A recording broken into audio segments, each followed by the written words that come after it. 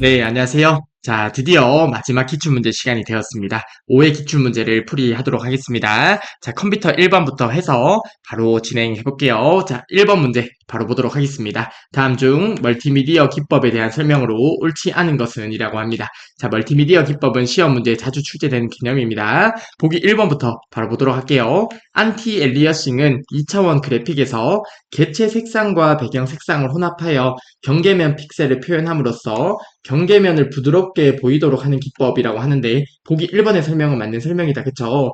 그래픽 데이터를 표현하는 방법에는 비트맵 방식이 있었고 그리고 벡터 방식이 있었습니다. 그쵸? 비트맵 방식 같은 경우에는 비트맵 방식은 이미지의 가장자리가 거칠게 표현되는 현상이 있었잖아요. 해당 현상을 엘리어싱이라고 하는데 해당 엘리어싱을 부드럽게 표현해주는 것이 안티 엘리어싱이 됩니다. 그래서 경계면을 부드럽게 보이도록 하는 기법이라는 설명은 맞는 설명이 되겠죠.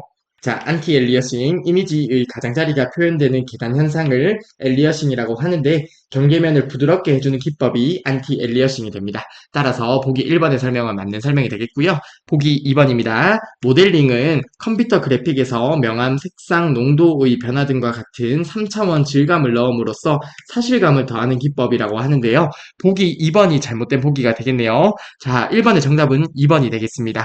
사실감을 더하는 기법은 모델링이 아니라 렌더링에 관한 설명이 되죠. 자, 렌더링입니다. 이미지에 명암과 색상을 입혀 사실감을 더해주는 기법이 렌더링이 됩니다. 따라서 보기 2번에서 설명하는 내용은 렌더링에 관한 설명이 되겠고요. 따라서 1번의 정답은 2번이 되겠습니다. 자, 보기 3번입니다. 디더링은 제한된 색을 조합하여 다양한 색을 표현하는 기법을 디더링이라고 합니다. 자, 맞는 설명이죠. 디더링은 제한된 색상을 조합하여 다양한 색을 표현하는 기법이 디더링이 되고요. 모핑 같은 경우에는 한 이미지가 다른 이미지로 서서히 변화하는 과정을 나타내는 기법이라고 하는데요. 보기 4번도 맞는 설명이 되겠습니다. 자, 모핑 두 개의 이미지를 부드럽게 연결, 변환, 통합하는 기법을 모핑이라고 합니다. 영화 화면에서 두 개의 장면이 부드럽게 변환되는 과정에서 사용되는 기법이 모핑 기법이라고 생각해 주시면 되겠습니다. 자, 따라서 1번의 정답은 2번이 되겠고요. 자, 이런 문제는 반드시 맞추어 주셔야 되는 문제입니다. 모델링은 이미지를 3차원 그래픽으로 어떻게 표현할지를 정하는 기법이므로 보기 2번의 내용이 잘못된 보기가 되었습니다. 자, 따라서 1번의 정답은 2번이 되겠네요. 다음으로 2번 문제 보도록 하겠습니다. 다음 중 폴더의 속성창에 대한 설명으로 옳지 않은 것은 이라고 합니다. 자, 시험 문제에 자주 출제되는 내용은 아니지만 간단하게 살펴보도록 하겠습니다. 보기 1번 폴더가 포함하고 있는 하위 폴더 및 파일의 개수를 알 수 있다고 하는데요. 해당 부분은 알 수 있습니다. 보기 1번은 맞는 설명이 되겠고요. 자, 저희가 파일 탐색기에 어떤 폴더가 있다고 가정을 해볼게요. 특정 폴더에서 오른쪽 버튼 누르면 속성이 있습니다. 해당 속성을 클릭했을 때 관련된 내용을 묻는 문제가 되겠는데요. 해당 속성에 들어가게 되면 폴더가 포함하고 있는 폴더 및 파일의 개수를 알 수 있습니다. 해당 부분은 문제를 풀고 나서 간단하게 실습을 해볼게요. 자, 보기 2번 폴더의 특정 하위 폴더를 삭제할 수 있다고 하네요. 자, 예를 들어서 A라는 폴더 안에 더블 클릭해서 하위로 들어가게 되면 B라는 폴더가 있고요. B라는 폴더 안에 하위에 C라는 폴더가 있다고 가정을 해볼게요. 자, A라는 폴더에서 C라는 폴더를 삭제할 수 있다라고 묻는 문제가 되겠는데요. 해당 폴더를 삭제하기 위해서는 폴더가 있는 위치로 가서 해당 폴더를 삭제해 주셔야겠습니다. 따라서 속성창에 대한 설명으로는 전혀 잘못된 설명이 되겠습니다. 따라서 이번에 정답은 2번이 되겠습니다. 자, 보기 3번도 볼게요. 폴더를 네트워크와 연결되어 있는 다른 컴퓨터에서 접근할 수 있도록 공유시킬 수 있다고 하는데요. 해당 부분도 설정을 할 수 있고요. 속성창에서 공유 관련 내용도 조금 이따 확인을 해볼게요. 보기 4번 폴더의 읽기 전용 속성을 설정하거나 해제할 수 있다고 하는데요. 해당 부분도 해당 속성창에서 설정을 할 수 있습니다. 자, 나머지 보기들은 저희가 간단하게 실습을 통해서 확인을 해보도록 하겠습니다. 자, 아무튼 이번 문제 시험 문제에 잘 출제되지 않는 문제긴 하지만 간단하게 눈으로 익혀주시면 될 것 같습니다. 이번에 정답은 2번이 되겠습니다. 폴더의 하위 폴더를 삭제하기 위해서는 하위 폴더가 있는 위치로 가서 삭제를 해주면 되겠습니다. 즉, 속성창에서 관련 내용을 설정할 수 있는 것은 아니기 때문에 이번에 정답은 2번이 되겠습니다. 자, 나머지 보기 실습을 통해서 간단하게 확인을 해보겠습니다. 네, 이번 문제의 내용을 간단하게 저희가 한번 확인을 해보도록 하겠습니다. 자, 우선은 해당 경로에 해당 폴더들이 있네요. 그쵸? 해당 폴더는 제가 강의를 하면서 사용하는 강의 파일들이 있는 경로인데요. 해당 부분의 폴더에서 오른쪽 버튼 누르고요. 속성을 한번 클릭해 보겠습니다. 문제에 보면 폴더의 속성에 대해 묻는 문제이기 때문에 폴더에서 속성으로 들어가 볼게요. 자, 속성으로 들어오게 되면 해당 부분에서 하위로 파일이 25개 있고 폴더가 4개 있다는 내용을 확인할 수 있습니다. 그쵸? 그래서 보기 1번의 하위 폴더 및 파일의 개수를 알 수 있다는 내용은 맞는 설명이 되겠고요.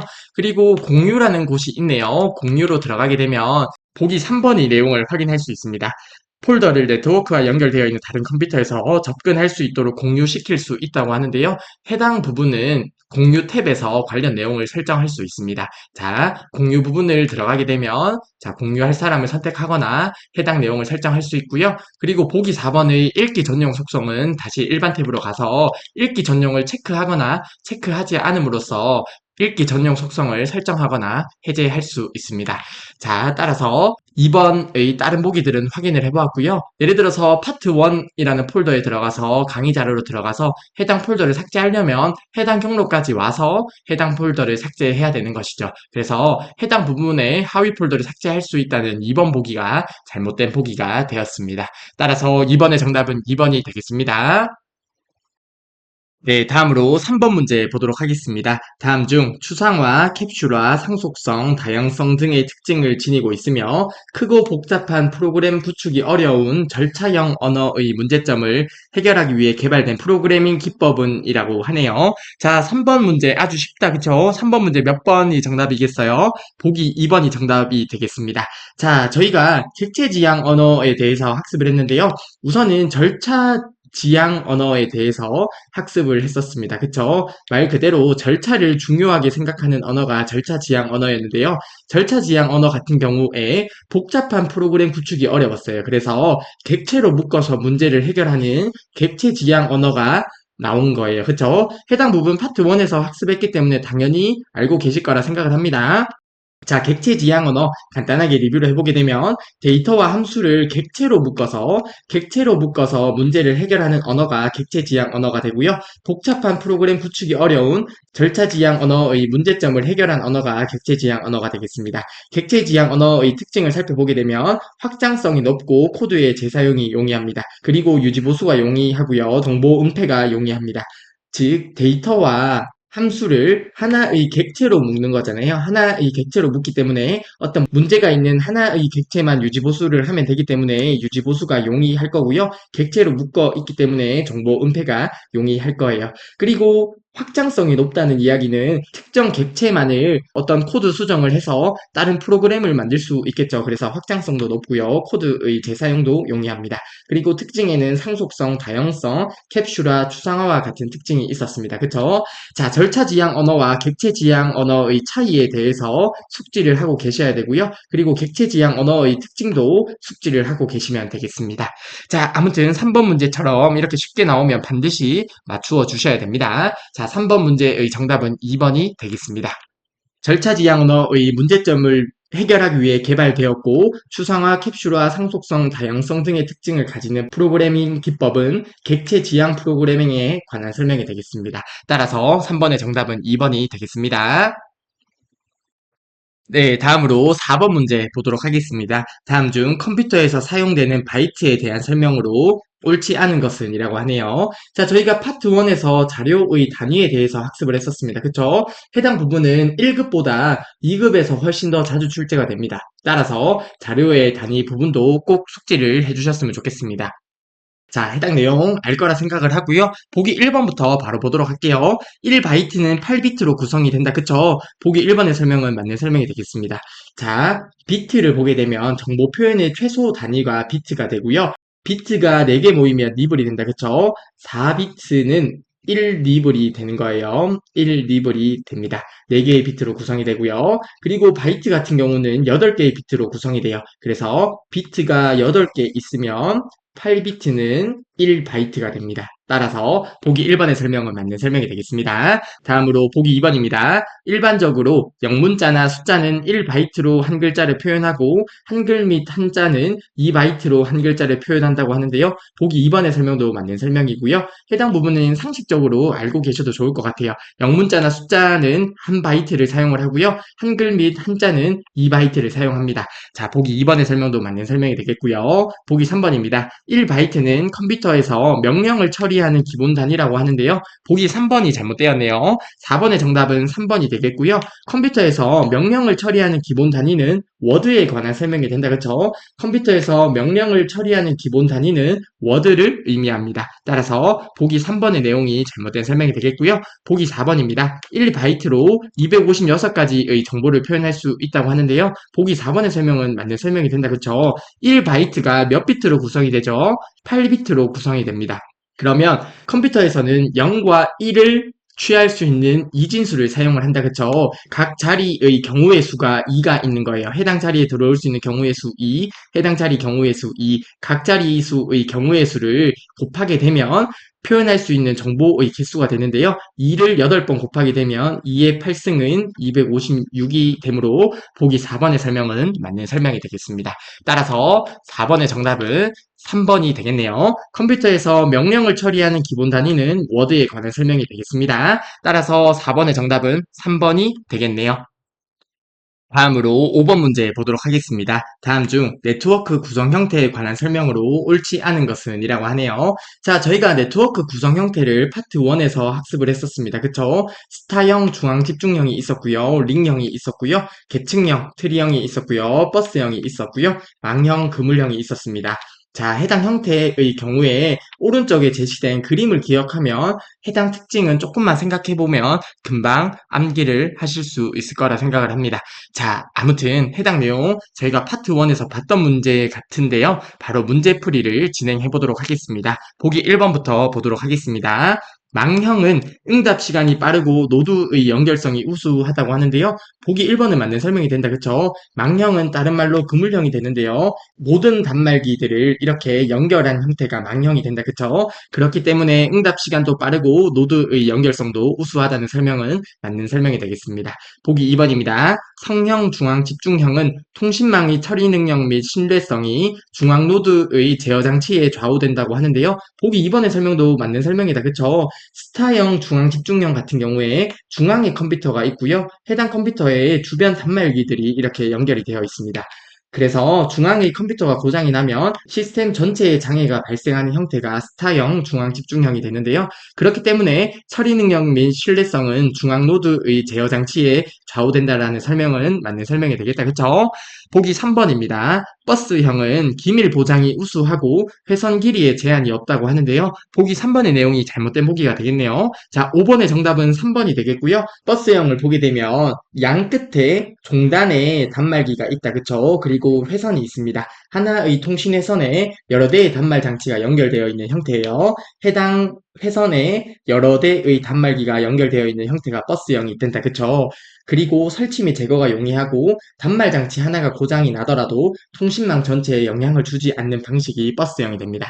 자, 보기 3번을 보게 되면 기밀 보장이 우수하다고 하는데요. 해당 회선을 여러 대의 단말기가 같이 사용을 하죠. 그렇기 때문에 기밀 보장이 우수하다는 설명은 잘못된 내용이 되겠습니다. 기밀 보장이 잘 안 된다고 표현을 하는 것이 맞겠고요.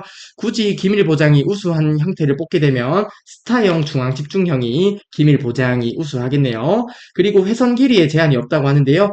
각 종단 장치에 의해서 회선 길이에 제한이 있다고 표현하는 것이 맞는 표현이 되겠습니다. 자, 그래서 보기 3번의 내용이 잘못된 보기가 되겠고요. 보기 4번입니다. 링형은 통신 회선 중 어느 하나라도 고장나면 전체 통신망에 영향을 미친다고 하는데요. 그렇죠. 링형 같은 경우에 동그랗게 이렇게 각 단말기들이 연결이 되어 있는데 하나의 단말기가 고장이 나면 전체 통신망에 영향을 미친다는 설명은 맞는 설명이 되겠습니다. 자, 네트워크 구성 형태에 가운데 있는 그림 형태를 기억하면 관련된 특징 중에 잘못된 특징을 찾는 게 그리 어렵지는 않을 거라 생각을 합니다. 자, 아무튼 5번의 정답은 3번이 되겠습니다. 버스형은 회선을 여러 사람이 나누어서 사용하므로 기밀성은 떨어지고요. 회선 길이에도 제한이 있다고 표현하는 것이 맞는 표현이 되겠습니다. 따라서 5번의 3번 보기가 잘못된 보기가 되겠습니다. 네, 다음으로 6번 문제 보도록 하겠습니다. 다음 중 컴퓨터와 같은 정보기기를 사용하기 위해서 반드시 설치되어야 하는 프로그램으로 가장 대표적인 시스템 소프트웨어를 묻는 문제가 되겠네요. 자, 6번의 정답은 2번이 되겠고요. 저희가 운영체제에 대해서 학습을 했었습니다. 그쵸? 운영체제 OS, 오퍼레이팅 시스템의 약자였습니다. 자, OS의 경우에 컴퓨터와 그리고 사용자 사이에 중개자 역할을 해주는 것이 오퍼레이팅 시스템 OS였다. 그쵸? 해당 OS에 의해서 저희가 컴퓨터를 편리하게 사용을 하는 건데요. 대표적인 OS의 예시가 윈도우가 있겠습니다. 저희가 사용하는 윈도우도 있고요. 뭐 맥 OS도 있고 이러한 형태들이 있겠습니다. 자, 해당 부분 저희가 파트 1에서 학습을 했던 내용인데요. 자, 문제에서 묻는 내용은 반드시 설치되어야 되는 프로그램으로서 가장 대표적인 시스템 소프트웨어를 묻는 문제가 되겠고요. 해당 의미가 운영체제가 되겠습니다. 따라서 6번의 정답은 2번이 되겠습니다. 자, 가장 대표적인 시스템 소프트웨어라고 하면 운영체제라고 기억을 해주시면 좋을 것 같고요. 그리고 경우에 따라서 시스템 소프트웨어와 OS를 동일한 용어로 사용을 하는 경우도 있습니다. 그렇기 때문에 시스템 소프트웨어라고 하면 OS라고 생각을 하셔도 크게 무방할 것 같습니다. 자, 아무튼 6번의 정답은 2번이 되겠습니다. 대표적인 시스템 소프트웨어는 운영체제를 의미한다고 기억을 해두시면 좋을 것 같네요. 다음으로 7번 문제 보도록 하겠습니다. 다음 중 인터넷을 이용한 전자우편에 관한 설명으로 옳지 않은 것은 이라고 하네요. 자, 전자우편 저희가 파트 1에서 학습을 했었습니다. 그쵸? 해당 내용 당연히 알 거라 생각을 하고요. 바로 문제부터 보도록 하겠습니다. 전자우편에서는 SMTP, MIME, POP3 프로토콜 등이 사용된다고 하는데요. 보기 1번 설명은 맞는 설명이다. 그쵸? 전자우편에서 사용하는 프로토콜에 대해서는 해당 내용을 기억하고 계시면 되겠습니다. SMTP는 이메일의 전송에 사용되는 프로토콜이고요. POP3는 이메일의 수신에 사용되는 프로토콜, 그리고 MIME 같은 경우에는 멀티미디어 우편을 주고받는데 사용하는 프로토콜이다. 그쵸? 자, 해당 내용 기억해 주셔야 돼요. 그리고 보기 2번입니다. 전자우편 주소는 ID 골뱅이 도메인 네임으로 구성된다고 하는데요. 보기 2번의 설명도 맞는 설명이다. 그쵸? 전자우편의 주소는 ID 골뱅이 호스트 주소로 구성이 됩니다. 보기 2번의 설명은 맞는 설명이 되겠고요. 보기 3번입니다. 한 사람이 동시에 여러 사람에게 동일한 우편을 보낼 수 있다고 하는데요. 메일 보낼 때 저희가 여러 사람한테 메일을 보낼 수 있잖아요. 따라서 보기 3번의 설명도 당연히 맞는 설명이 되겠습니다. 보기 4번이 정답이 되겠네요. 7번의 정답은 4번이 되겠고요. 받은 메일에 대해서 작성한 답장만 발송자에게 전송하는 기능을 전달이라고 하는데요.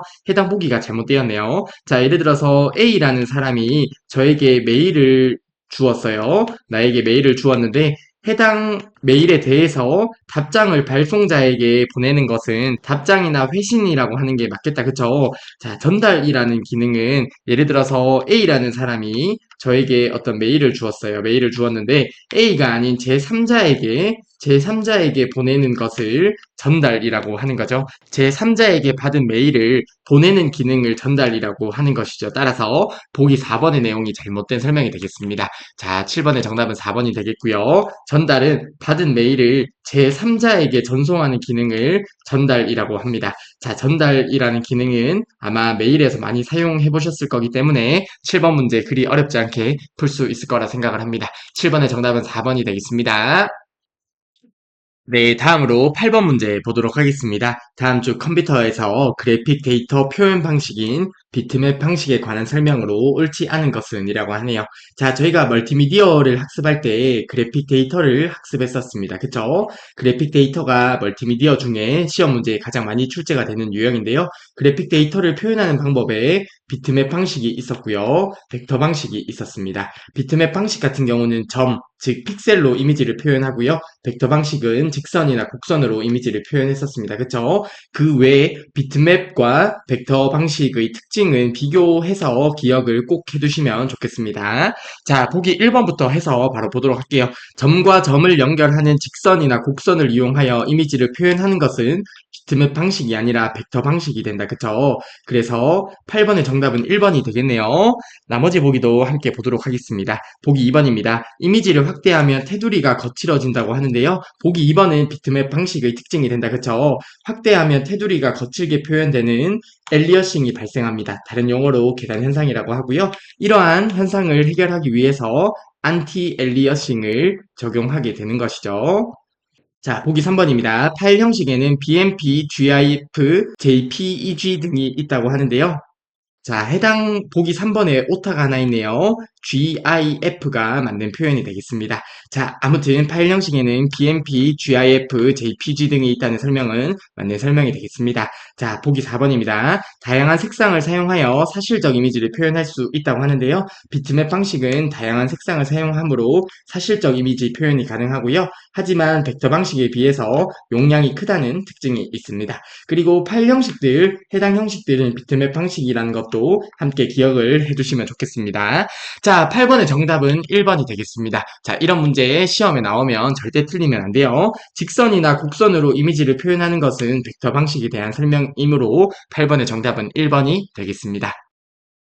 다음으로 9번 문제 보도록 하겠습니다. 다음 중 컴퓨터 운영체제 운영 방식에서 인베디드 시스템에 관한 설명으로 옳지 않은 것은 이라고 하네요. 자, 저희가 파트 1에서 운영체제 OS에 대해서 학습을 하면서 여러 OS 기법에 대해서 학습을 했었는데요. 그 중에 인베디드 시스템도 학습을 했었습니다. 그쵸? 해당 내용 꼭 기억을 하고 계셨으면 좋겠습니다. 자, 인베디드 시스템은 하나의 하드웨어에 프로그램이 결합되어 있는 시스템이 인베디드 시스템이 됩니다. 즉 하드웨어와 소프트웨어가 결합되어 특정 기능에 맞게 특화되어서 제품 자체에 포함된 운영체제를 인베디드 시스템이라고 하는데요. 대표적인 예로 냉장고가 있겠습니다. 자, 오른쪽에 보면 자, 냉장고 안에 온도 조절하는 소프트웨어가 함께 결합이 되어 있는 거예요. 이러한 시스템을 인베디드 시스템이라고 하는 거죠. 자, 9번 문제는 인베디드 시스템에 관한 문제가 되겠는데요. 보기 1번부터 바로 보도록 할게요. 보기 1번입니다. 제어가 필요한 시스템의 두뇌 역할을 하는 전자 시스템으로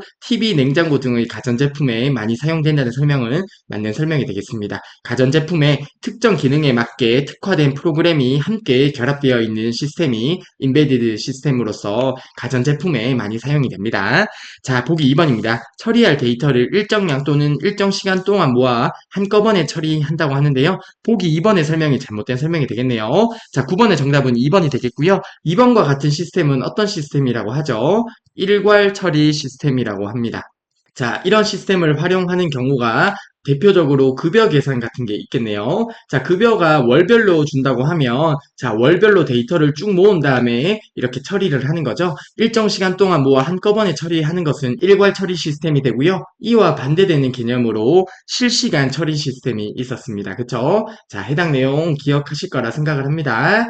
자, 보기 3번 바로 보도록 할게요. 마이크로 프로세서라고 하면 CPU와 같은 장치라고 생각을 하시면 돼요. 중앙 처리 장치처럼 어떤 일을 처리해주는 장치라고 생각을 하면 돼요. 특정 기능을 수행하는 응용 프로그램을 탑재하여 컴퓨터 기능을 수행한다고 하는데요. 보기 3번의 설명도 맞는 설명이 되겠습니다. 마이크로 프로세서라고 하는 하드웨어에 어떤 프로그램을 탑재하여 특정 기능을 수행한다는 내용은 인베디드 시스템에 관한 설명이 되겠습니다. 따라서 보기 3번의 내용도 맞는 설명이 되겠고요. 보기 4번입니다. 하드웨어와 소프트웨어가 하나로 결합된 제어 시스템이라고 하는데요. 보기 4번의 설명은 맞는 설명이 되겠다. 그쵸?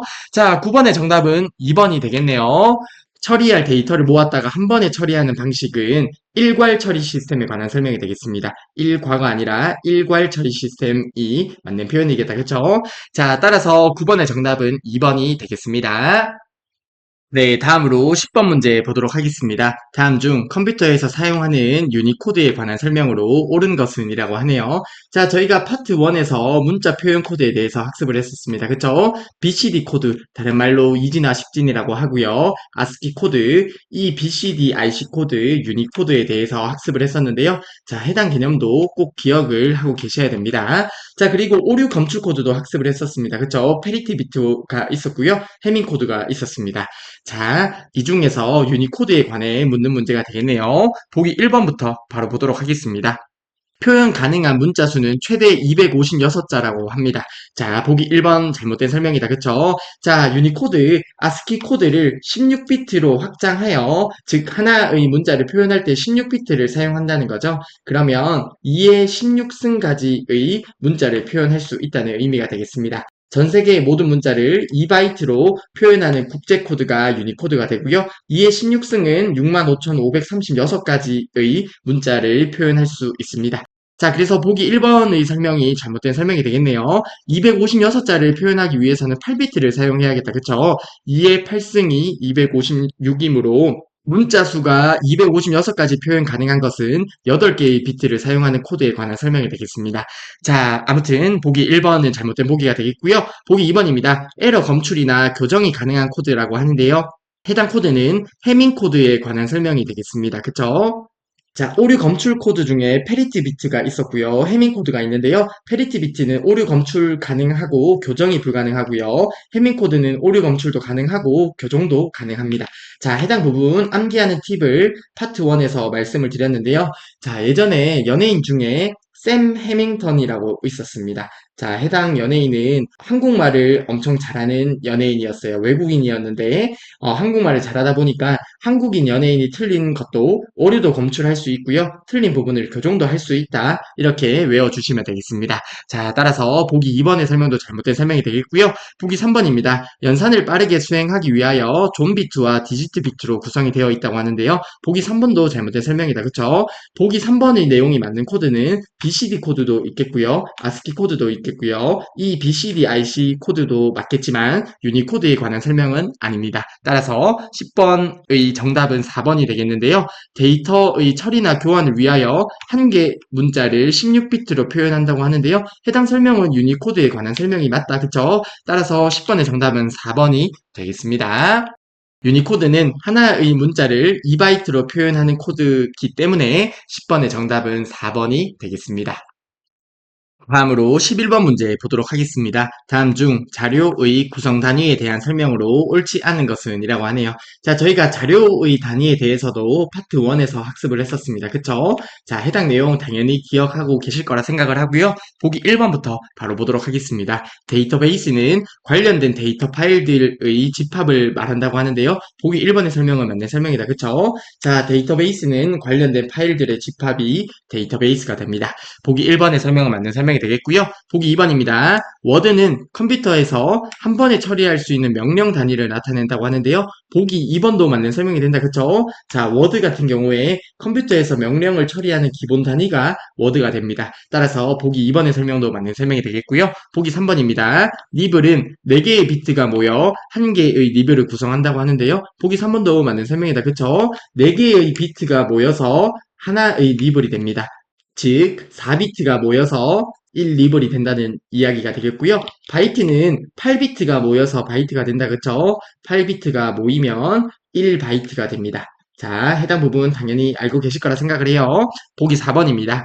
비트는 정보의 최소 단위이며 맞는 설명이다. 그쵸? 비트는 정보 표현의 최소 단위입니다. 5비트가 모여 1바이트가 된다고 하는데요. 해당 보기가 잘못되었네요. 5비트가 아니라 8비트가 모이면 1바이트가 된다. 그쵸? 따라서 11번의 정답은 4번이 되겠습니다. 자, 해당 문제 시험에 나오면 반드시 맞추어 주셔야 되는 문제예요. 자, 11번의 정답은 4번이 되겠고요. 8개의 비트가 모여서 1바이트가 되므로 11번의 정답은 4번이 되겠습니다. 네, 다음으로 12번 문제 보도록 하겠습니다. 다음 중 컴퓨터 하드디스크의 연결 방식인 SATA에 관한 설명으로 옳지 않은 것은 이라고 하네요. 자, 하드디스크 연결 방식 글이 시험 문제에 자주 출제가 되진 않는데요. 간단하게 좀 말씀을 드려보게 되면 하드디스크 연결 방식에는 여러 가지가 있습니다. 그 중에서 그나마 시험 문제에 나오는 것들은 ATA 방식이라고 생각을 하시면 돼요. 자, 그냥 이런 게 있구나 정도 보시면 될 것 같습니다. ATA 방식이 있는데요. 이 중에서 파타 방식이 있고요. 그리고 사타 방식이 있습니다. 자, 파타 방식의 P의 약자는 패러럴의 약자예요. 병렬이라는 뜻이 있습니다. SATA의 S 같은 경우는 시리얼의 약자입니다. 시리얼이 직렬이라는 의미가 있어요. 그래서 파타 방식은 병렬 방식이고요. SATA 방식은 직렬 방식입니다. 이 정도 기억을 해주시고요. 그리고 파타 방식보다 SATA 방식이 최신의 방식이에요. 그렇기 때문에 SATA 방식이 파타 방식보다 우수하다고 생각을 해주시면 좋을 것 같습니다. 자, 이 정도 내용 기억을 하시고요. 그리고 관련 내용은 보기를 통해서 눈에 익혀주시면 좋을 것 같습니다. 자, 12번 문제의 보기 1번부터 보도록 할게요. 보기 1번 병렬 인터페이스 방식이라고 하는데요. 보기 1번부터 잘못된 설명이네요. 자, 12번의 정답은 1번이 되겠고요. SATA 방식 같은 경우에 병렬이 아니라 직렬 인터페이스 방식입니다. 따라서 보기 1번의 설명이 잘못된 보기가 되겠습니다. 자, 보기 2번입니다. 핫플러그인 기능을 지원한다고 하는데요. 맞습니다. 핫플러그인 기능을 지원하고요. 자, 저희가 핫플러그인은 학습했었습니다. 그쵸? 컴퓨터에 전원이 들어온 상태에서 주변 장치를 연결 분리할 수 있도록 하는 기능이에요. 즉, 저희가 컴퓨터가 켜져 있는데 마우스를 빼거나 꽂더라도 컴퓨터 재부팅 없이 주변 장치를 인식할 수 있도록 하는 기능이 핫플러그인이 됩니다. 자, 아무튼 핫플러그인 기능을 지원한다는 설명은 맞는 설명이 되겠고요. 보기 3번입니다. 시모스에서 지정하면 자동으로 마스터와 슬레이브가 지정된다고 하는데요. 해당 설명도 맞는 설명이 되는데요. 자, 하드디스크를 여러 개 연결하게 되면 주로 사용하는 주 하드디스크를 설정하게 됩니다. 자, 이때 주 하드디스크가 마스터가 되고요. 나머지 하드디스크가 슬레이브가 되는데요. 자, 해당 부분을 자동으로 시모스에서 인식해준다는 설명도 맞는 설명이 되겠습니다. 저희가 하드디스크를 여러 개 사용할 때 이런 것들을 따로 지정하지 않죠. 그렇기 때문에 이런 것들은 시모스에서 자동으로 지정해주기 때문에 저희가 따로 사용하면서 따로 지정하지 않습니다. 자, 그래서 보기 3번의 설명도 맞는 설명이 되겠고요. 보기 4번입니다. 데이터 전송 속도가 빠르다고 하는데요. 보기 4번의 설명도 맞는 설명이고요. SATA 방식이 비교적 최근의 방식이기 때문에 데이터 전송 속도가 빠르다는 설명도 맞는 설명이 되겠습니다. 자, 12번의 정답은 1번이 되겠고요. 자, 하드디스크 연결 방식, 글이 시험 문제에 자주 출제가 되지 않는데 어렵지 않으므로 ATA 방식 중에 파타가 있고 SATA가 있고 SATA 방식이 비교적 최근의 방식이다. 그리고 SATA는 직렬이고 파타는 병렬이다. 이 정도는 기억을 해주시면 좋을 것 같습니다. 자, 아무튼 12번의 정답은 1번이 되겠습니다. SATA 방식은 직렬 인터페이스 방식이므로 12번의 정답은 1번이 되겠습니다. 네, 다음으로 13번입니다. 다음 중 주기억 장치의 크기보다 큰 프로그램을 실행하기 위해 디스크의 일부 영역을 주기억 장치처럼 사용하게 되는 메모리 방식으로 옳은 것은 이라고 하네요. 자, 13번 문제 아주 쉽습니다. 그쵸? 13번의 정답은 몇 번이 되겠어요? 4번이 됩니다. 가상 메모리에 관한 설명이 된다. 그쵸? 가상 메모리를 간단하게 살펴보면 주기억 장치가 있고요. 보조기억 장치가 있습니다. 보조기억 장치는 하드디스크와 같은 거라고 생각을 하면 돼요. 자, 주기억 장치는 보조기억 장치보다 비쌉니다. 그쵸? 그래서 보조기억 장치의 일부를 마치 주기억 장치처럼 사용하는 메모리 기법을 가상 메모리라고 하는 거예요. 그래서 13번 문제에 보면 주기억 장치보다 크기가 큰 프로그램을 실행하기 위해서 디스크라고 하면 하드디스크, 즉 보조기억 장치가 되겠다. 그쵸? 보조기억 장치의 일부를 주기억 장치처럼 사용하는 기법이 가상 메모리가 되겠습니다. 따라서 13번의 정답은 4번이 되겠고요. 이런 문제 틀리면 안 되겠다. 그쵸? 보조기억 장치의 일부를 마치 주기억 장치처럼 사용하는 메모리는 가상 메모리에 관한 설명이 되겠습니다. 이러한 점들이 가능하기 때문에 주기억 장치보다 크기가 큰 프로그램을 실행할 수 있게 되는 것이겠죠. 자, 13번의 정답은 4번이 되겠습니다. 네, 다음으로 14번 문제 보도록 하겠습니다. 다음 중 멀티미디어와 관련하여 동영상 전문가 그룹에 의해서 제한된 비디오 또는 오디오 압축에 관한 일련의 표준을 묻는 문제가 되겠네요. 14번의 정답은 4번이 되고요. 자, 저희가 MPEG 규격이라는 게 있습니다. 해당 부분 간단하게만 좀 살펴볼게요. MPEG이라고 하는 전문가 그룹이 있습니다.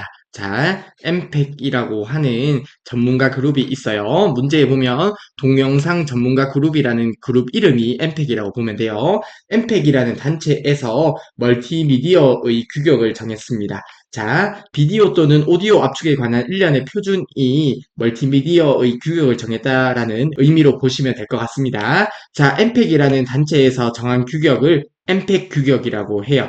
엠팩 규격에는 아래와 같은데요. 엠팩 1이 있고 엠팩 2가 있고요. 엠팩 4가 있고요. 엠팩 7이 있고요. 엠팩 21이 있습니다. 아래쪽으로 내려가면서 발전 과정이라고 보시면 돼요. 자, 엠팩 1은 비디오, CD, MP3가 있고요. 엠팩 1의 화질을 계산해서 고화질 TV, 위성 방송, DVD 등을 사용을 하고요. 엠팩 2의 압축률을 계산해서 화상 통신, 즉 멀티미디어 통신이 가능하다는 특징이 있어요. 자, 이 중에서 엠팩 7과 엠팩 21은 기억을 해두시면 좋을 것 같아요. 해당 부분 1급 필기 시험에서 엠팩 7과 엠팩 21은 시험에 나오게 되는데요. 해당 부분을 학습할 때 그리 어렵지 않으므로 2급 필기 시험에서도 엠팩 7과 엠팩 21 정도는 기억을 해두시면 좋을 것 같습니다. 자, 엠팩 7을 한번 볼게요. 엠팩 7의 특징으로는 멀티미디어 검색 및 전자상거래에 사용을 했다는 특징이 있고요. 엠팩 21은 위의 엠팩 기술을 통합해서 디지털 콘텐츠의 제작, 유통 등 전 과정을 관리하는 기술이 엠팩 21의 특징이 됩니다. 자, 다시 한번 정리해드리면 엠팩이라고 하는 전문가 그룹이 있어요. 그쵸? 전문가 그룹에서 멀티미디어의 규격을 정했습니다. 해당 규격의 이름이 엠팩 규격이라고 하고요. 엠팩 규격에는 엠팩 1부터 엠팩 21까지 있는데요. 저희가 기억할 부분 엠팩 7과 엠팩 21은 기억을 해두시는 것도 좋을 것 같습니다. 자, 아무튼 엠팩 규격에 대해서 간단히 살펴보았는데요. 14번의 정답은 4번이 되겠습니다. 엠팩이라고 하는 전문가 그룹에 의해서 정한 멀티미디어 규격을 엠팩 규격이라고 합니다. 따라서 14번의 정답은 4번이 되는 것이겠죠.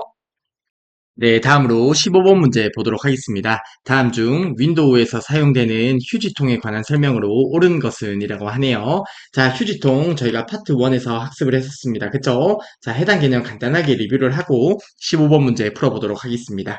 휴지통의 파일이 실제 저장되는 위치는 일반적으로 C 드라이브 안에 recycle.bin이라고 하는 곳에 위치한다고 하고요. 휴지통의 용량이 초과한 경우에 가장 오래전에 삭제된 파일부터 삭제가 됩니다. 그리고 휴지통의 파일은 이름을 변경하거나 실행 파일을 실행할 수 없고요. 해당 작업을 하기 위해서는 복원을 한 이후에 이름을 변경하거나 실행 파일을 실행하면 되겠습니다. 그리고 휴지통을 디스크마다 따로 설정할 수 있습니다. 즉 C 드라이브면 C 땡땡 그리고 D 드라이브면 D 땡땡이라고 했을 때 각 디스크마다 해서 휴지통을 따로 설정할 수 있다는 내용이 되겠습니다. 자, 해당 내용 기억을 해주셨으면 좋겠고요. 윈도우에서 휴지통이 문제에 자주 출제가 됩니다. 자, 그래서 해당 개념은 꼭 기억을 해주시면 좋겠습니다. 자, 15번 문제 보도록 할게요. 휴지통은 하드디스크 드라이브마다 한 개씩 만들 수 있다고 하는데요. 보기 1번의 설명은 맞는 설명이 되겠다. 그쵸? 보기 2번입니다. 지정된 휴지통의 용량이 초과되면 새로 삭제된 파일이나 폴더는 보관되지 않는다고 하는데요. 보기 2번의 설명이 잘못된 설명이네요. 아, 15번은 옳은 것을 고르는 문제네요. 자, 그러면 15번의 정답은 1번이 되겠고요. 보기 2번의 내용은 잘못된 보기인데요.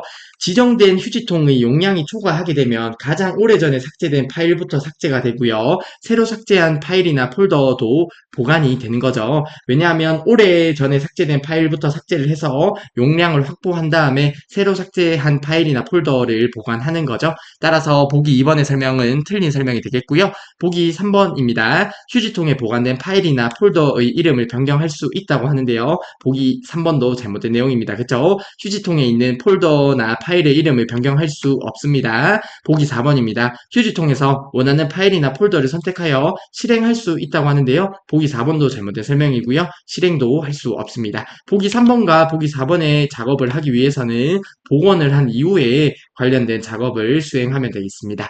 자, 따라서 15번의 정답은 1번이 되겠습니다. 휴지통을 디스크마다 따로 설정할 수 있다. 그쵸? 따라서 15번은 1번이 정답이 됩니다. 네, 다음으로 16번 문제 보도록 하겠습니다. 다음 중 컴퓨터에서 사용하는 일반 하드디스크에 비하여 속도가 빠르고 기계적 지연이나 에러의 확률 및 발열 소음이 적으며 소형화, 경량화를 할 수 있는 하드디스크 대체 저장 장치를 묻는 문제가 되겠는데요. 자, 우선 16번의 정답은 3번이 되겠고요. 자, 해당 교재에 16번의 정답이 2번이라고 표기가 되어 있으면 해당 부분은 잘못된 부분이에요. 교재 부분에 오타 수정을 해두었는데요. 혹시 지금 사용하는 교재에서 16번의 정답이 2번으로 표기가 되었다면 3번으로 생각을 해주시면 되겠습니다. 해당 부분에 대해서 양해의 말씀을 전합니다. 자, 보조기억장치. 저희가 파트 1에서 학습을 했던 내용입니다. 그쵸? 보조기억장치. 주기억장치에 비해 속도는 느리지만 저장 용량이 크다. 그쵸? 자, 저희가 CPU 중앙처리장치에 대해서 학습을 했었고요. 주기억장치에 대해서 학습을 했습니다. 주기억장치에는 롬이 있었고요. 램이 있었습니다. 그쵸? 그리고 보조기억장치도 학습을 했었는데요. 보조기억장치는 주기억장치에 비해서 속도는 느리지만 저장 용량이 크고 상대적으로 값이 저렴합니다. 그리고 보조기억 장치에는 하드디스크가 있었고요. SSD가 있었습니다. 자, 보조기억 장치에는 하드디스크가 있고요. 그리고 SSD가 있습니다. 보조기억 장치라고 하면 일반적으로 하드디스크를 의미하긴 한데요. 저장 용량은 크지만 무겁고 속도가 느리고요. 값이 저렴하다는 특징이 있습니다. 그리고 SSD 같은 경우에는 소음이 적고 충격에 강하고 속도가 빠릅니다. 그리고 값이 비싸다는 특징이 있는데요. 자, 16번에서 이야기하는 내용은 SSD에 관한 설명이 된다. 그쵸? 속도가 빠르고 기계적 지연이나 에러 확률 및 발열 소음이 적고요. 소형화할 수 있는 하드디스크의 대체 저장 장치는 SSD에 관한 설명이 되겠습니다. 자, 해당 부분 기억을 하고 계시면 좋겠고요. 하드디스크와 SSD의 차이점을 비교해서 기억을 하시면 좋겠습니다. 자, 16번의 정답은 3번이 되겠습니다. 하드디스크에 비하여 속도가 빠르고요. 소음이 적고 소형화할 수 있는 저장 장치는 SSD에 관한 설명이 되겠습니다. 따라서 16번의 정답은 3번이 되겠습니다. 네, 다음으로 17번 문제 보도록 하겠습니다. 다음 중 인터넷 주소 체계인 IPv6에 대한 설명으로 옳은 것은 이라고 하네요. 자, 저희가 인터넷 주소 체계 파트 1에서 학습을 했었고요. 해당 개념도 꼭 기억을 해주시면 좋겠습니다. IP 주소 체계에 IPv4가 있고요. IPv6가 있습니다. 자, 적어도 커멀 시험에 있어서 IPv6는 99% 이상 좋은 보기가 있으면 맞는 보기라고 했었습니다. 그쵸? 간단하게 해당 개념을 리뷰를 한번 해볼까요? IPv4가 있습니다. IPv4는 10진수로 표기를 하고요. 주소는 32비트로 구성이 됩니다. 각 부분이 8비트로 구성이 되는 거다. 그쵸? 8비트가 4개가 있는 거죠. 하나, 둘, 셋, 4개가 있으므로 32비트로 구성이 되고요. 마침표로 구분을 하게 됩니다. 주소는 A 클래스에서 E 클래스로 구분을 하게 돼요. 그리고 IPv6의 경우에 해당 주소가 있는데요. 16진수로 표기를 하게 되고요. 주소는 128비트로 구성이 돼요. 각 부분이 16비트로 구성이 되고요. 해당 부분이 하나, 둘, 셋, 넷, 다섯, 여섯, 일곱, 여덟 개에서 128비트로 구성이 되고요. 각 부분은 콜론으로 구분을 하게 돼요. 자, 그리고 IPv6가 나온 배경은 IPv4의 주소 부족 문제를 해결하기 위해서 IPv6가 도입이 되었고요. IPv4에 비해서 전송 속도가 빠르고요. 호환성도 뛰어나다는 특징이 있습니다. 자, 해당 개념은 꼭 기억을 해주셔야 돼요.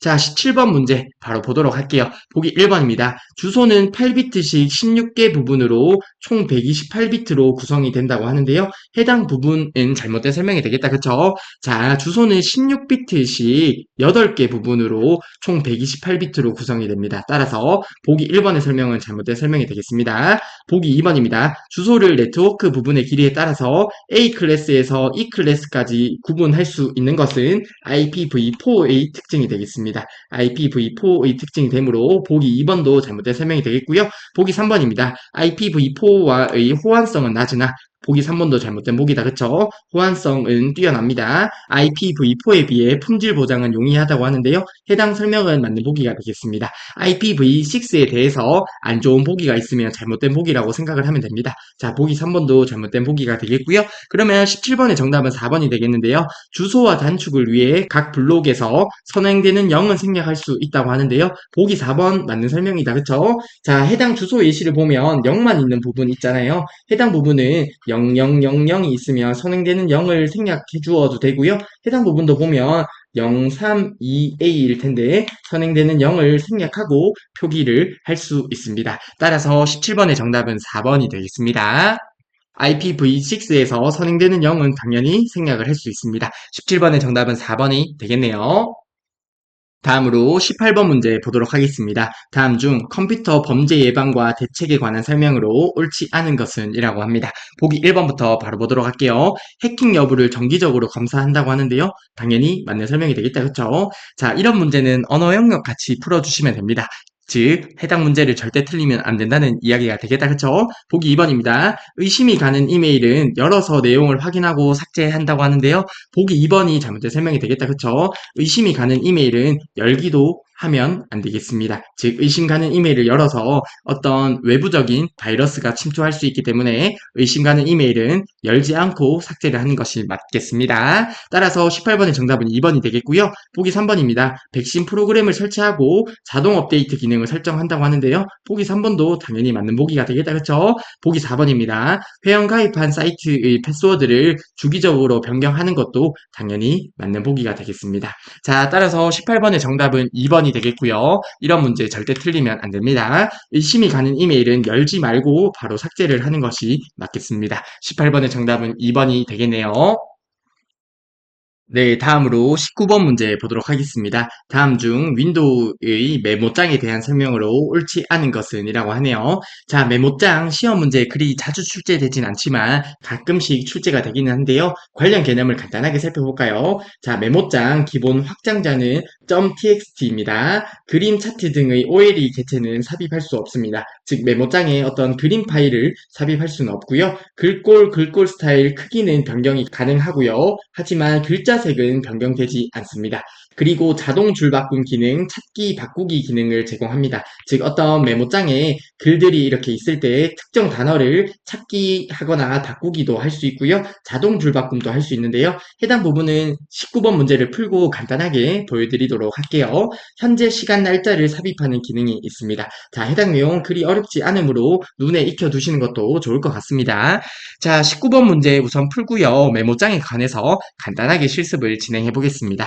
자, 보기 1번부터 보도록 하겠습니다. 작성한 문서를 저장할 때 확장자는 기본적으로 .txt가 부여된다는 설명은 맞는 설명이 되겠습니다. 보기 2번입니다. 특정한 문자를 찾을 수 있는 찾기 기능이 있다고 하는데요. 보기 2번도 맞는 설명이죠. 메모장에 찾기 바꾸기 기능도 있고요. 자동 줄바꿈 기능도 있습니다. 보기 3번입니다. 그림 차트 등의 OLE 개체를 삽입할 수 있다고 하는데요. 자, 보기 3번이 잘못된 보기가 되겠다. 그쵸? 19번의 정답은 3번이 되겠고요. 보기 4번, 현재 시간 날짜를 삽입하는 기능이 있습니다. 따라서 보기 4번의 설명도 맞는 설명이 되겠고요. 19번의 정답은 3번이 되겠습니다. 그림 차트 등의 OLE 개체는 메모장에 삽입을 할 수 없기 때문에 19번의 정답은 3번이 되고요. 해당 내용 눈에 익혀두시면 그리 어렵지 않을 것 같은데요. 자, 메모장을 간단하게 실습을 통해서 확인을 해보도록 하겠습니다. 자, 메모장을 간단하게 볼게요. 자, 이런 메모장 자주 사용해 보셨다, 그쵸? 자, 해당 메모장에 글을 이렇게 입력해 보겠습니다. 자, 이렇게 입력을 하게 되고요. 해당 부분에서 글꼴과 글꼴 스타일 크기는 변경이 가능합니다. 자, 글꼴 스타일 크기를 한번 변경해 볼게요. 자, 해당 부분에 서식으로 들어가게 되면 글꼴이라고 있다, 그쵸? 자, 글꼴을 이렇게 키울 수도 있겠고요. 글꼴 스타일을 굵게로 바꾸고 어떤 글꼴은 뭐 바탕체로 이렇게 바꾸어 보겠습니다. 자, 이렇게 바꿀 수 있는데요. 자, 해당 서식의 글꼴에 가면 글자색을 바꿀 수는 없습니다. 그래서 메모장에서 글자색을 변경할 수 없다는 내용 함께 봐주시면 좋을 것 같고요. 그리고 나서 다른 단어를 쭉 입력해 볼게요. 입력하게 되면 창의 크기를 넘어가면 그대로 입력이 돼요. 그쵸? 자, 그런데요. 자동 줄바꿈 기능이 어떤 건지 한번 볼게요. 자, 서식으로 들어가면 자동 줄바꿈이라고 있습니다. 그쵸? 자동 줄바꿈을 클릭해 보도록 하겠습니다. 자, 그리고 나서 이어서 단어를 입력해 보게 되면 자동으로 줄바꿈이 된다는 거죠. 이러한 기능이 자동 줄바꿈이 되겠습니다. 그리고 현재 시간 날짜를 삽입해 보도록 하겠습니다. 이를 위해서 편집으로 들어가서 시간 날짜를 클릭해 보겠습니다. 현재 강의를 찍고 있는 시간이 2024년 10월 8일 오후 5시 45분인데요. 자, 현재 시간 날짜를 삽입하는 기능이 있다는 것 또한 확인을 할 수 있겠습니다. 그리고 나머지 내용은 상식적으로 이해가 될 거라 생각을 하고요. 메모장은 여기서 종료를 해볼게요. 자, 메모장 관련 내용 그리 어렵지 않으므로 해당 내용 눈에 익혀두시면 좋을 것 같습니다. 네, 다음으로 20번 문제 보도록 하겠습니다. 다음 중 윈도우 드라이브 최적화, 디스크 조각 모음 기능에 관한 설명으로 옳지 않은 것은 이라고 하네요. 자, 디스크 조각 모음도 가끔 문제가 출제가 되는데요. 그리 어렵지 않으므로 간단하게 관련 개념을 살펴보겠습니다. 자, 해당 개념 학습할 때 오류 검사와 조각 모음 그리고 디스크 정리를 함께 기억을 해두시면 좋습니다. 그리 어렵지 않습니다. 자, 오류 검사, 말 그대로 오류 검사를 하고요. 해당 오류를 제거해주는 기능이 오류 검사가 됩니다. 그리고 디스크 정리는 불필요한 파일을 삭제하는 것이 디스크 정리가 돼요. 자, 해당 두 용어는 아주 직관적이다. 그쵸? 그리고 디스크 조각 모음에 대해서 살펴보게 되면 단편화를 제거하고요. 속도 향상이 됩니다. 자, 해당 의미가 어떤 의미인지 간단하게 설명을 좀 드려보겠습니다. 자, 디스크가 이렇게 있다고 가정을 해볼게요. 자, 이렇게 저장 공간이 나뉘어져 있습니다. 자, 이렇게 있다고 가정을 해볼게요. 자, 그리고 어떤 데이터가 이렇게 저장이 됩니다. 데이터를 디스크에 저장을 하겠다. 그쵸? 저장을 하고요. 해당 데이터를 찾을 때 처음부터 이렇게 찾아가게 돼요. 이렇게 찾아가게 되는데 저희가 저장한 데이터를 삭제를 할 수도 있잖아요. 자, 해당 데이터 삭제했고요. 해당 데이터도 삭제했고요. 이러한 데이터를 삭제를 했습니다. 자, 그리고 나서 동일하게 해당 데이터를 찾을 때 처음부터 이렇게 찾아가는 거예요. 그러면 비효율적이겠다. 그쵸? 자, 이러한 부분들 이렇게 뽕뽕뽕 뚫려 있는 부분을 단편화라고 해요. 자, 저희가 파일을 삭제하게 되면 단편화라고 하는 부분이 생기게 되는 거예요. 자, 해당 부분 이해가 되실까요? 자, 이러한 단편화를 제거하지 않으면 그 다음에 데이터 저장될 때는 이어서 저장이 되는 거고요. 이러한 부분을 디스크 조각 모음을 통해서 단편화를 제거해주게 됩니다. 자, 단편화를 제거하면 해당 데이터들이 이렇게 앞으로 오고요. 이렇게 앞으로 오는 거잖아요. 그러면 파일을 찾을 때 조금 더 빨리 찾을 수 있겠죠. 이러한 역할을 해주는 것이 디스크 조각 모음이 됩니다. 자, 디스크 조각 모음은 하드디스크의 단편화를 제거해 단편화가 조각난 상태가 되죠. 단편화를 제거해 흩어진 조각을 모아주는 것이 디스크 조각 모음이 되고요. 디스크의 접근 속도를 향상시키지만 용량 증가와는 관계가 없습니다. 즉, 디스크 자체의 용량이 증가가 되는 것은 아니죠. 용량이 증가되기 위해서는 디스크 정리처럼 불필요한 파일을 삭제를 하면 용량이 증가되겠지만 조각 모음 같은 경우는 이렇게 흩어진 조각을 모아주는 거기 때문에 용량 증가와는 관계가 없습니다. 해당 보기 이용해서 문제에 출제가 될 수 있겠다. 그쵸? 자, 해당 개념 그리 어렵지 않으므로 오류 검사와 조각 모음 디스크 정리 함께 기억을 해두시면 좋을 것 같아요. 시험에 자주 출제되진 않는데요. 가끔씩 문제에 출제가 됩니다. 자, 20번 문제 보기 1번부터 보도록 할게요. 하드디스크에 단편화되어 조각난 파일들을 모아준다고 하는데요. 보기 1번의 설명은 맞는 설명이 되겠다. 그쵸? 보기 2번입니다. USB 플래시 드라이브와 같은 이동식 저장 장치도 조각화될 수 있다고 하는데요. 맞는 설명입니다. USB도 당연히 조각화될 수 있습니다. 보기 3번입니다. 수행 후에는 디스크 공간의 최적화가 이루어져 디스크 용량이 증가한다고 하는데요. 보기 3번의 내용이 잘못된 설명이 되겠네요. 자, 디스크 조각 모음은 용량 증가와는 관계가 없습니다. 접근 속도가 향상된다고 했다면 옳은 보기가 되겠지만 용량 증가와는 관계가 없습니다. 따라서 20번의 정답은 3번이 되겠고요. 보기 4번입니다. 일정을 구성하여 드라이브 최적화를 예약 실행할 수 있다고 하는데요. 보기 4번의 설명은 맞는 설명입니다. 해당 디스크 조각 모음을 예약 실행을 통해서 주기적으로 저희가 작업을 할 수 있습니다. 따라서 보기 4번의 설명도 맞는 설명이 되겠고요. 따라서 20번 문제의 정답은 3번이 되겠네요. 디스크 조각 모음은 디스크의 접근 속도를 향상시키지만 용량 증가와는 관계가 없습니다. 따라서 20번의 정답은 3번이 되겠고요. 자, 이렇게 해서 저희가 컴퓨터 일반의 문제 1번부터 20번까지 모두 풀이를 해보았습니다. 저희가 기출문제 1회부터 총 5회까지 모두 풀이를 했는데요. 파트 1 내용 잘 학습하시고요. 그리고 파트 2 기출문제 만약에 지금까지 학습하는 분이 있다고 하면 해당 5회 기출문제에서 배웠던 관련 개념을 학습하시면 절대 떨어질 수 없는 시험이라 생각을 합니다. 자, 아무튼 그래도 한 강이 남았기 때문에 5회 기출문제의 스프레드시트 일반을 다음 시간에 촬영을 하도록 하겠습니다. 이번 시간도 정말 수고 많으셨습니다.